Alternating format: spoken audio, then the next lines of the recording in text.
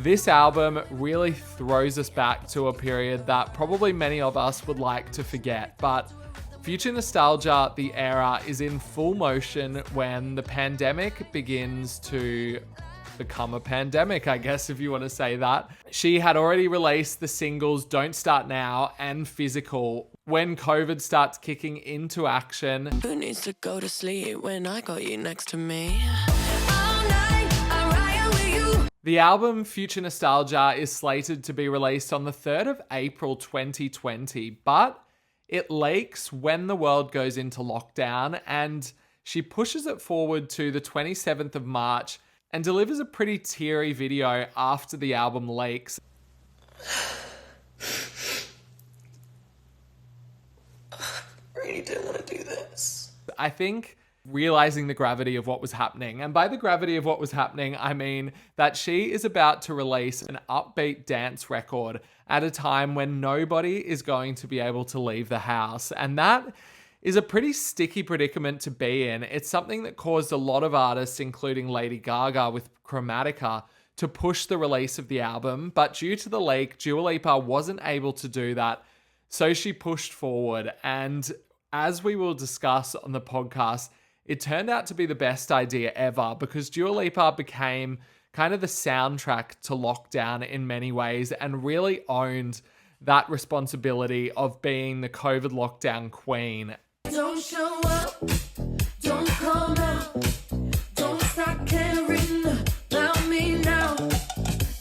As soon as we are all set into lockdown, Dua Lipa sets to work, going on to the late night shows, delivering live streams, doing anything she can to promote this album in the most unconventional way. And some of these performances are so bizarre to look back on now because they are just of a time that feels so foreign to us. Before we get into how she waded her way through the COVID times, let's talk about what she wanted to do with this record. Basically, she wanted to make a record that could sit next to the sort of pop classics that she listened to growing up. She was talking about Gwen Stefani, Madonna, Kylie, Blondie, these kind of really upbeat pop records that had a certain nostalgia to her. But the thread that ties all these artists together is that they've each delved into disco at different parts in their career, particularly Madonna, Kylie, and Blondie. And I think that's the kind of inspiration that she takes over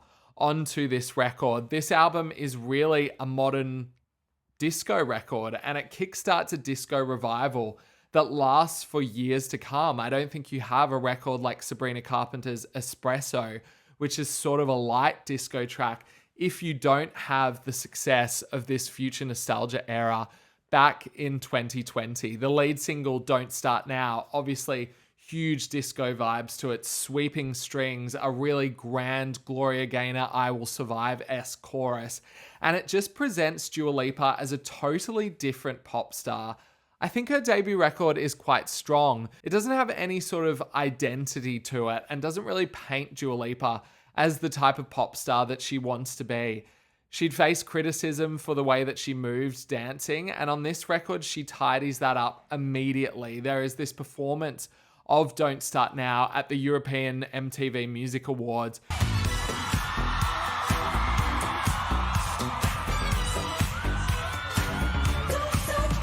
where she really, really changes the game. And I think that just sets the pace for this era. This era is meant to be cohesive, it's meant to be clean, it's meant to have a very strong vision, and above all, it's meant to be classic. This is meant to be the era that says Dua Lipa is one of the most important pop stars on the planet. And I think it's something that she manages to pull off over an era that lasts almost 4 years, basically, by the time that this thing wraps up. She says that this album is purely about dancing and having fun and being free and being in love. She gives us a different side of the record when she releases Physical as the second single, which has more of like an 80s feel to it, kind of dips into the Weeknd sort of influences a little, but also keeps that powerful chorus that she gave us on Don't Start Now, and delivers one of the finest pop songs of this decade, certainly. I would also say that of Don't Start Now. This is a run-up to an album that is so, so strong. Don't Start Now is a huge hit globally and particularly in the US, where it becomes a very long-running top 10 single.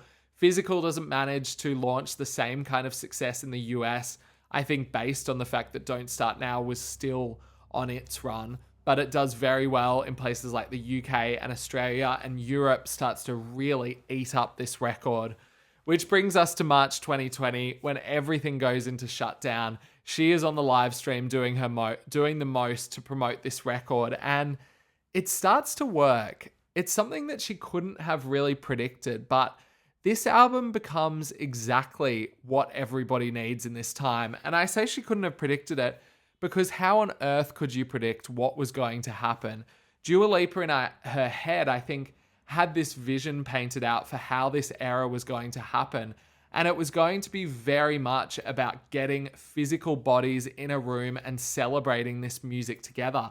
It was about the club. It was about the live arena. And I'm sure she had this future nostalgia show planned out, and she was going to go on tour almost immediately. When I was writing and recording this album, I definitely envisioned it being played in clubs and going on tour and performing it live. That is not what happened. Instead, this has to become the soundtrack to living room discos. The most bizarre way to experience an album like this, but it works. And I've been thinking a lot today about why this works so much. Obviously, escapism is at the core of future nostalgia. When you're giving us an album that's about having fun, being free, and being in love, that captures the kind of core aesthetic of escapism. And I think back to records like Madonna's Confessions on a Dance Floor, or even Kylie's Light Years as well. In fact, so many Kylie records tap into this, Aphrodite too, of just taking us to a world that is very much rooted in the club, but is about kind of losing yourself completely and just giving into these really maximalist feelings of love, this kind of head rush that she delivers on future nostalgia. And that becomes a very comforting feeling when a lot of those things have been stripped away from us. We were obviously not allowed to go to the club. If you were in love with somebody who was outside of your household, that stopped in its tracks. You were kind of craving physical connection and all these things that dance music kind of promotes, sweaty bodies on a dance floor, hands in the air. That is all gone. And so future nostalgia becomes our kind of portal to imagine that sort of life. And it does so perfectly. All I could hope for was that people felt connected and there was some kind of unity and excitement. This is a record that from the minute you press play on those kind of funk tones of the title track, Future Nostalgia, it takes you straight to the dance floor. And in many different ways, Don't Start Now is the disco vibe. Cool just takes you into the prime of summer. And I love that line that's like, I guess we're ready for the summer. And nothing could have felt more pertinent than that line in March of 2020. I guess we're ready for the summer. She gives us the 80s vibes of Physical, then straight back to that disco sheen of Levitating, which ends up becoming the most popular song on the album. We'll go back to that as well. Then you've got the slinky groove of Pretty Please, the more club-based hypnotism of Hallucinate, the throwback 70s vibes of Love Again that she also captures on Break My Heart as well, and then just takes an absolute left turn into more of a Lily Allen kind of cheeky nostalgia, finishes it all off by grounding us with a very kind of feminist anthem that you're not sort of expecting, but it does very much land the future nostalgia plane. And all these vibes are just perfect for capturing nostalgia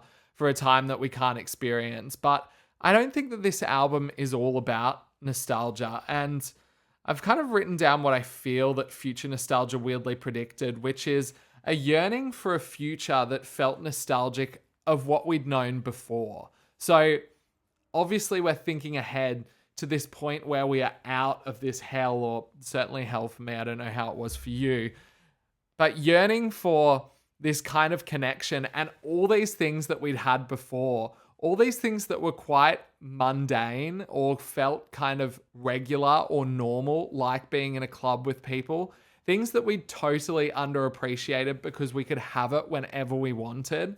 Suddenly we had a nostalgia for that, but we were also looking forward to the future. And I know that when she came up with that title of Future Nostalgia, that is not what she was thinking at all, but it's certainly what it came to conjure. And in doing that, she puts together collaborators that capture both the future and also the nostalgic.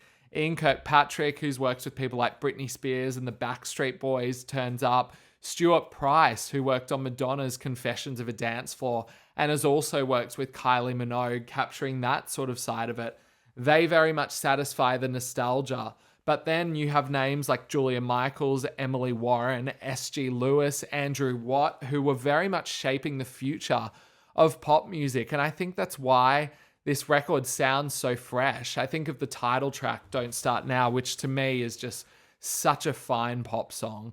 Did a full 180, crazy, thinking about the way I was. And it very much dips into the pool of 70s disco, but there's this real sort of feeling that she's doing something new for pop music, that she's managed to carve away at this sound and present something that feels uniquely 2020 while also capturing visions of the past. There's nothing that feels like done about Don't Start Now. It doesn't feel dusty or old. It feels so shiny. That's the only way that I can explain it. When I heard that chorus, I just felt like, this just feels so fresh, even though it wasn't extremely fresh. It was definitely it owed a lot to the past. But in that very moment, it felt like something totally new for pop music. You've got to think, this is a time where Ariana Grande is really the one on the top of the pop pyramid, with records like Thank You Next and then Positions, which would come later in the year.